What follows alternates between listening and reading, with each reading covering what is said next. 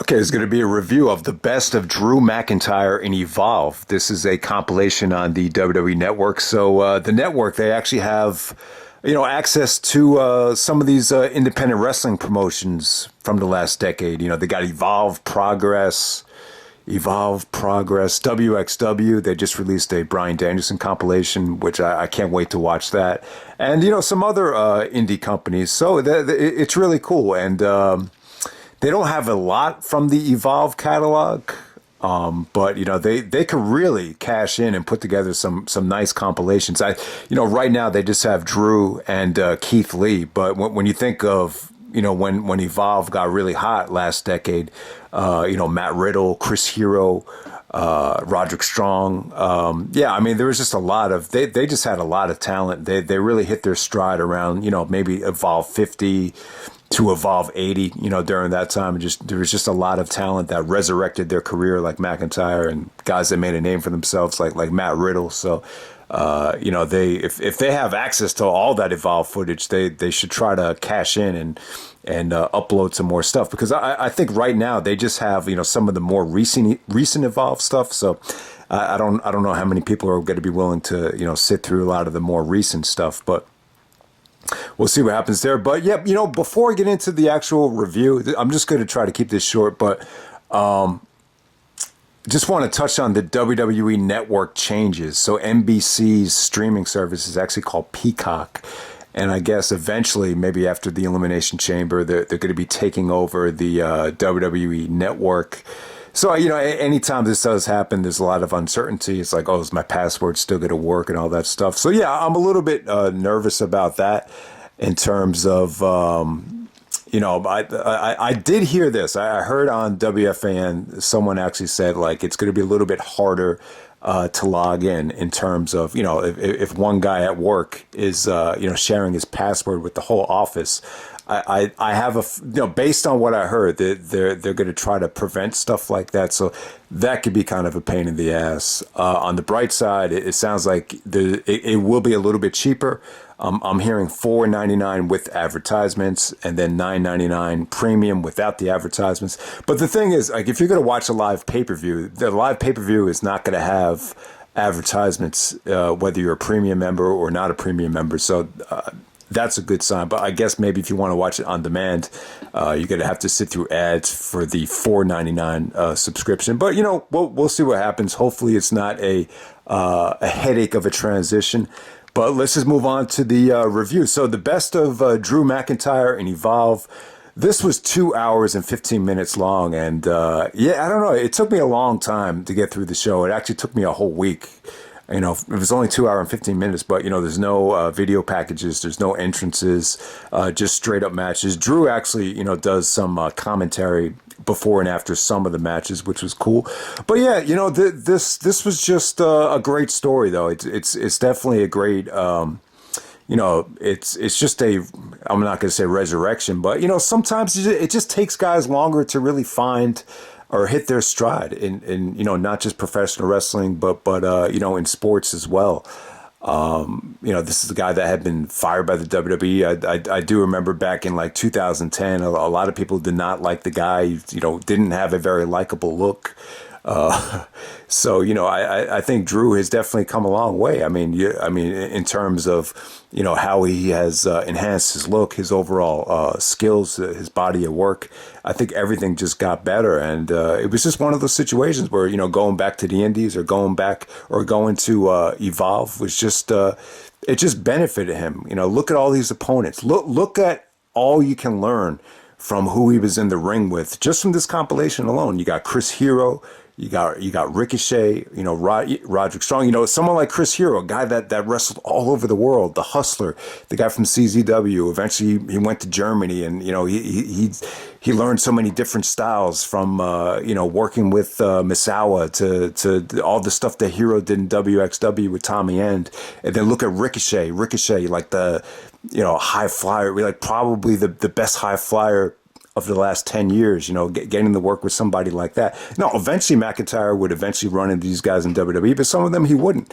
A guy like Roderick Strong. Roderick, probably the stiffest and hardest working wrestler from the Indies over the last 10 years. Wrestling a guy that went toe-to-toe with Bryan Danielson for 56 minutes in a war.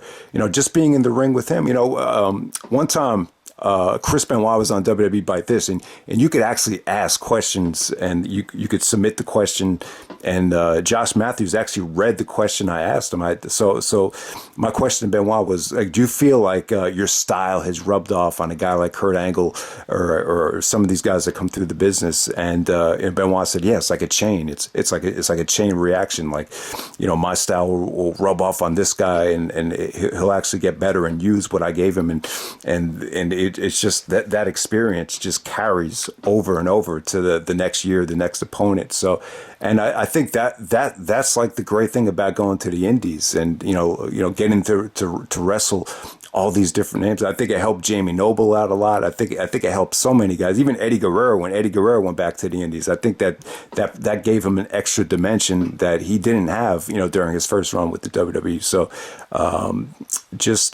there was just tremendous talent that Drew McIntyre was able to wrestle here. So the first match was against Hiro. This was actually for the Evolve Championship. So McIntyre wins the belt. I did feel like both McIntyre and Hiro at this stage, like they still like hadn't really hit their stride in terms of finding it yet. It's, especially obviously McIntyre got a lot better since then. You could definitely tell even in this match, he had really enhanced his look and his just overall moveset as well.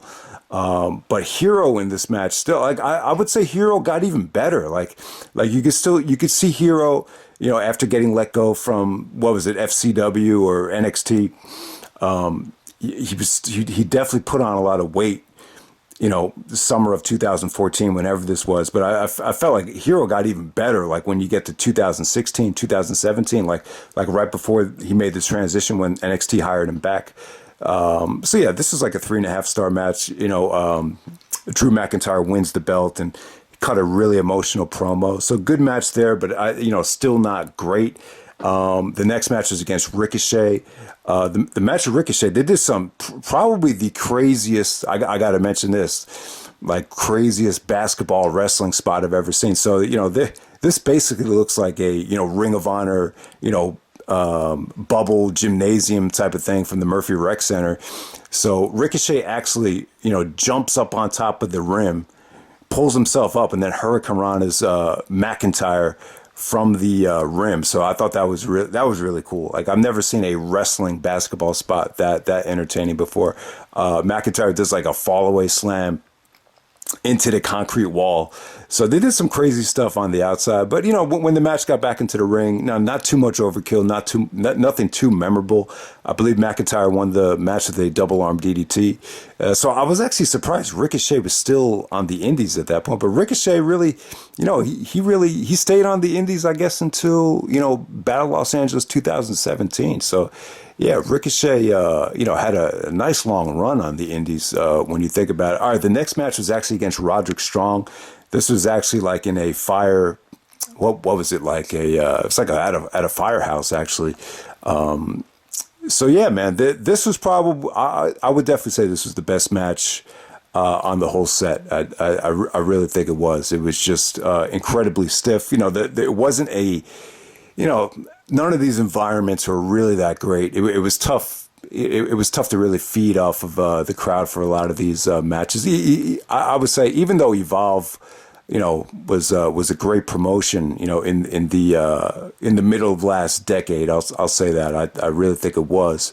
But the one knock on it is that they really weren't running in big arenas or in front of big crowds. Maybe you get a decent sized crowd WrestleMania weekend, but still, this was like, I'd be generous to say that it was even like ROH 2002 levels. So there wasn't really much of a crowd to feed off of, but incredibly stiff, incredibly. Just both guys just busted their ass here. The few fans that were in attendance, they gave the match a lot of respect. So at the time, his name was Drew Galloway, so I'm going to call him Galloway or McIntyre. He actually hit 5 double arm DDTs to put Roderick away. So definitely, I would say the Roderick Strong match was the best match of the whole set. So and I feel a little bit guilty because I'm a huge Roderick Strong fan. I think the top 50 Roderick video I did, I don't think there's one Evolve match on that list, and I think one person actually made a comment like you missed some of the stuff from Evolve. So yeah, this is when I think Roderick should have been the Ring of Honor champion. I really think Ring of Honor definitely could have gave him the ball again, like around 2015, 2016. This is when I think Roderick was at his apex. So yeah, and at the time, Roderick was like a free agent. I guess he was just working for both companies. But he did have a lot of good matches in Evolve as well. I think he had a couple of matches with McIntyre that were really good. So yeah, definitely check that out. All right, the next match, it was actually Drew McIntyre and Johnny Gargano against Heroes Never Die, Chris Hero and Tommy End.